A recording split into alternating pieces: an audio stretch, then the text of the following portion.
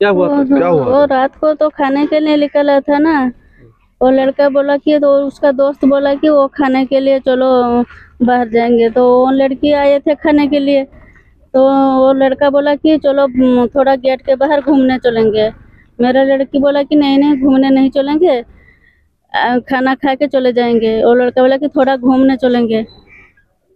तो घूमने जाए गए थे बाहर, गेट के बाहर। वो लड़का 3 लोग को आके पीछा किया, तो वो लड़का जो साथ ले गया था वो जंगल की तरफ भागा। तो मेरा लड़की भी इसके पीछे भागा। वो लड़का गायब हो गया, कहाँ छुप गया। मेरा लड़की को वो अकेला देख के वो 3 लोग ले गए और 2 लोग आ गए, जंगल में ले गए? जंगल में ले गए। और एक लोग उसके साथ गंदा काम किया और उसका मोबाइल छीन गया। बोला कि सुबह सुबह 3,000 रुपया देगा तो मोबाइल दूंगा, नहीं तो नहीं दूंगा। और वो चिल्लाएंगे तो मार दूंगा जान से।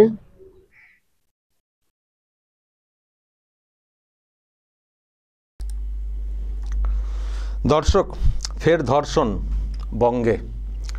মেডিকেল স্টুডেন্ট আরজি করে যে ঘটনা ঘটেছিল তারপরে আবার একজন মেডিকেল স্টুডেন্ট, দ্বিতীয় বর্ষের ছাত্রী এবং ভিন রাজ্যের উড়িষ্যার এখানে পড়াশোনা করছেন, তাকে এই জঙ্গলে গণধর্ষণ করা হয়েছে। শুনলেন আপনারা, একজন বন্ধুর সঙ্গে বেরিয়েছিলেন খেতে। তো তারপরে তারা যখন এদিক দিয়ে যাচ্ছিলেন তো হঠাৎ করে 3জন ছেলে, এবং যখন 3জন ছেলে মানে ওই রকম আর কি করছে, উত্ত্যক্ত করছে, তো তার সঙ্গী যিনি ছিলেন তিনি সরে পড়েন বা কেটে পড়েন বা ছুটে পড়েন, যেটা বলার চেষ্টা হলো।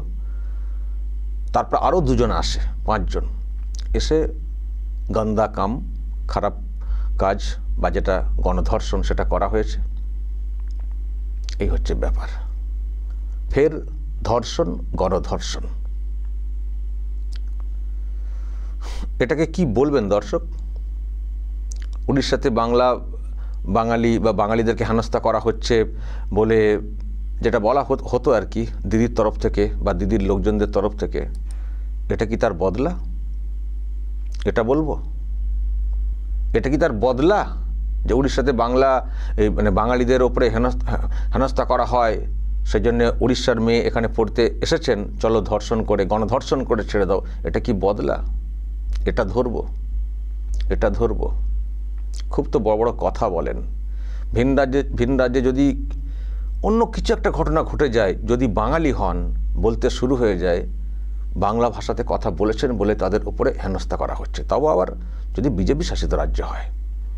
আপনারা জানেন বেঙ্গালুরুতে একটা ঘটনা ঘটেছে। পরিযায়ী শ্রমিক তারা ওখানে ছিলেন, একটি ছোট্ট ঘরে ভাড়া থাকতেন, পুড়ে গেছেন, মারা গেছেন, অনেকে আবার হাসপাতালে ভর্তি রয়েছেন। দেখবেন দিদির কিন্তু এই নিয়ে কোনো কথা নেই। যদি এটা কোনো বিজেপি শাসিত রাজ্য হতো, দেখতেন বলা শুরু হয়ে যেত বাংলাতে কথা বলেছেন বলে পুড়িয়ে মেরে ফেলা হয়েছে। আর ব্যাঙ্গালোরে, কর্ণাটকে হয়েছে বলে, যেখানে বিজেপির সরকার নেই, দেখবেন কারো মুখে কোনো কথা নেই, সব চুপচাপ। আমরা বলি যে কেন এইসব বলছেন, কেন এসব বলছেন? যত আপনি এইসব বলবেন তত যেমন ভিন রাজ্যে বাঙালিদের প্রতি মানুষের আক্রোশ বাড়বে, তেমনি এই বাংলারও ভিন রাজ্যের লোকজনদের প্রতি আক্রোশ বাড়বে। তারপরে আবার দেখি মাঝে মধ্যে বাংলা পক্ষ বলে একটা কি সংগঠন আছে, তারাও দেখি হিন্দিতে এতে কথা বললে তাদের উপরে অত্যাচার করে। তো যখন এই মানে বন্ধুর সঙ্গে যখন ওই ছাত্রী গেছেন, নিশ্চয়ই হয়তো তারা বাংলা ভাষার বাইরে অন্য ভাষাতে কথা বলছিলেন।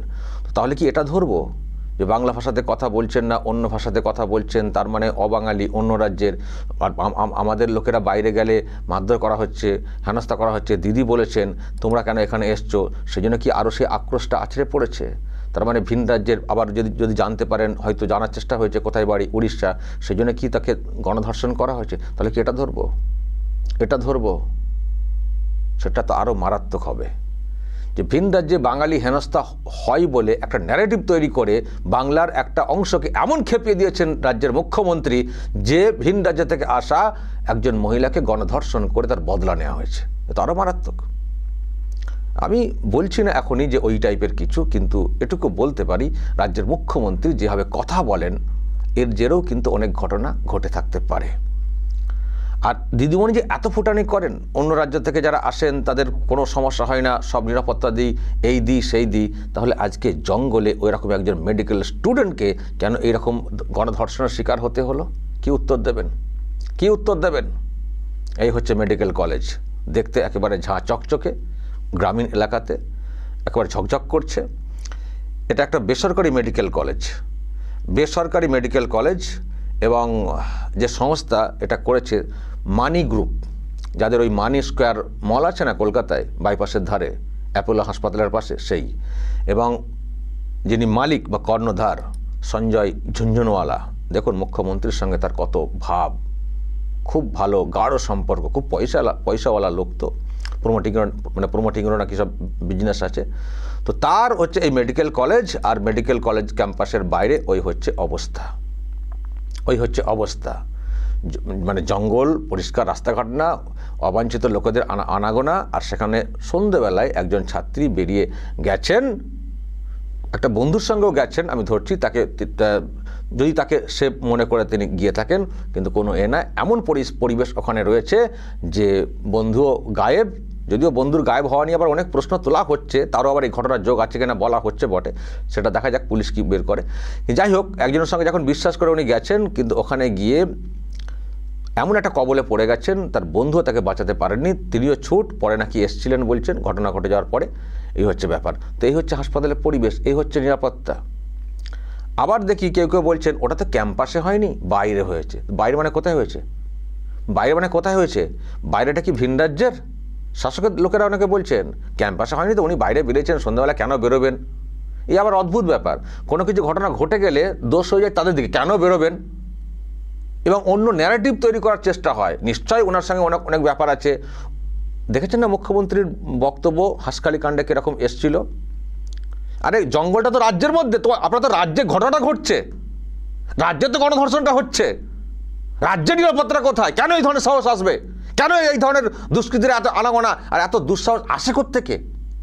আসলে আসে ওই জায়গা থেকে, ছাড় পেয়ে যাব, আবার ভিন রাজ্যের ব্যাপার, সুতরাং রেপ করে দাও, কেউ কিছু বলবে না, ওদের রাজ্যে আমাদের লোককে মেরেছে, চলো রেপ করে দাও, এই ধরনের মানসিকতা, একটা আক্রোশ উনি তো নিজে তৈরি করে দিচ্ছেন। এক হচ্ছে আক্রোশ ভিন রাজ্যের লোকেদের ব্যাপারে, আর দ্বিতীয়ত সেই মতো বিচার হয় না।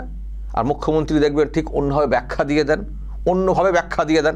এই যে ধরুন এত বড় ঘটনা ঘটেছে, দর্শক আপনারা কি কোনো দেখছেন মুখ্যমন্ত্রীর তরফ থেকে কোনো রিয়াকশান কি আপনারা দেখতে পাচ্ছেন? মানে উনি যে সব ওই নানান ক্ষেত্রে উত্তরপ্রদেশে বা অন্য কোথাও হলে উনি যেমন ওই টুইট করে দেন, এই করে দেন, এখানে কিছু দেখতে পাচ্ছেন? আমি দর্শক, আমি যখন এই ভিডিও তৈরি করছি সন্ধ্যা 7টা বেজে গেছে। এটা হচ্ছে মুখ্যমন্ত্রীর এক্স হ্যান্ডেল। দেখুন তো কোনো কিছু আছে আজকের ঘটনা প্রসঙ্গে? কোনো নিন্দা, পরিবারের পাশে থাকা, কোনো বার্তা আছে? কিছু আছে? দেখুন তো, দুর্গাপুর মেডিকেল কলেজ নিয়ে কিছু আছে? কিচ্ছু নেই। অমিতাভ বচ্চনের কি বার্থডে না কি নিয়ে এটা করেছেন, কই নেই। পিসির কিছু নেই। ভাইপো কিছু লিখেছেন? দাঁড়ান দেখি।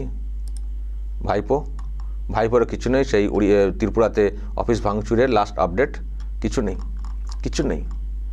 তাহলে রাজ্যের বুকে একটা এইরকম ঘটনা ঘটে গেল, পিসি ভাইপোর কোনো রিয়াকশন নেই, তাপ উত্তাপ নেই, কিছু বলা নেই, মানুষের পাশে থাকার কোনো বার্তা নেই, ভিন রাজ্যের একজন ছাত্রীকে এইভাবে হেনস্থার শিকার হতে হলো, সব চুপচাপ মুখে কুলুর পেটে বসে রয়েছেন। মানে কি এখনও সাজিয়ে উঠতে পারছেন না? কি বলবেন, কি দোষারোপ করবেন, কাদের দিকে দোষ ঠেলবেন, এখন সেটা বুঝে উঠতে পারছেন না, সেজন্য চুপ করে বসে রয়েছেন। আবার কি হাঁসখালির মতো তত্ত্ব খাড়া করবেন নাকি? দর্শক মনে আছে হাঁসখালি কাণ্ডের সময় কি ব্যাখ্যা দিয়েছিলেন? একটা ওই রকম মেয়েকে মেরে ফেলা হয়েছিল, কি নির্লজ্জপনা একজন পুলিশ মন্ত্রী, তার ব্যাখ্যা ছিল, খুব প্যাথেটিক ছিল তার ব্যাখ্যাটা।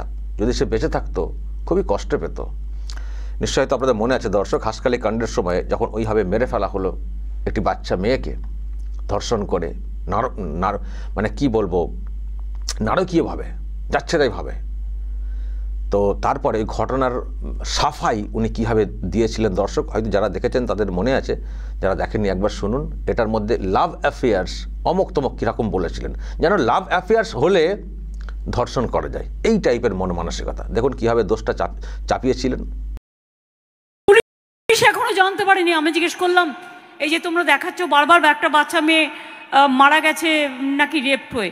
আপনি রেপ্ট বলবেন না প্রেগনেন্ট বলবেন না লাভ অ্যাফেয়ার্স বলবেন?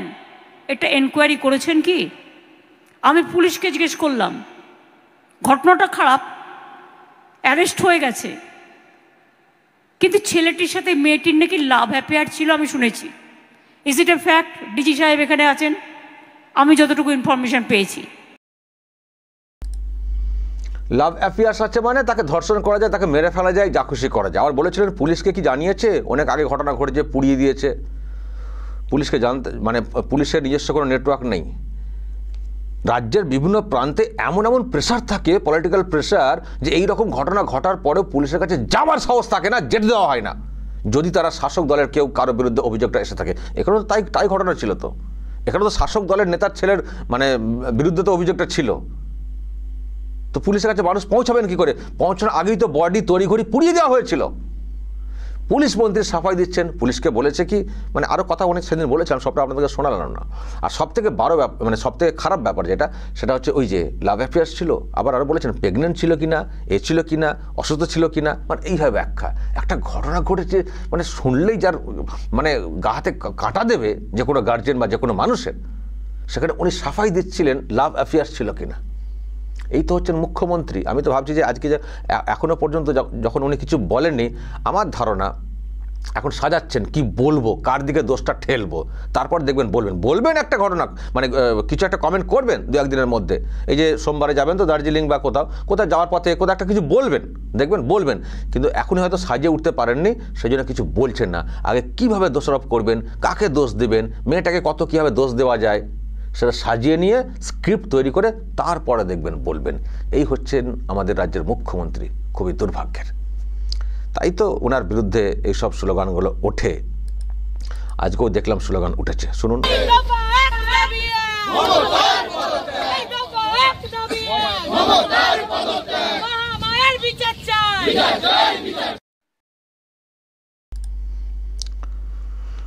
দর্শক, এছাড়া কোনো উপায় নেই, পদত্যাগ না, এবার ছুঁড়ে ফেলতে হবে। সামনে ভোট চলে এসছে, ছুঁড়ে ফেলতে হবে। ইনি যতদিন থাকবেন এই রাজ্যের কোনো নিরাপত্তা থাকবে না। শুধু এনসিআরবিতে তথ্য ঠিকঠাক না দিয়ে দেখানোর চেষ্টা হয় আমরা 1 নম্বরে নিরাপত্তার দিক দিয়ে, কিন্তু বাস্তব যেটা বিষয় সেটা বলছে সর্বত্র, শহর বলুন, শহরতলি বলুন, কোথাও নিরাপত্তা বলে কিছু নেই, বিশেষ করে মেয়েদের জন্য। ওই রকম সন্ধ্যা রাতে যদি এরকম ঘটনা ঘটে, বুঝতে পারছেন কি অবস্থা গোটা রাজ্যের। ছি ছি ছি ছি। দর্শক, বলবেন আপনারা যা বলার এবং নজর রাখবেন আরামবাগ টিভিতে।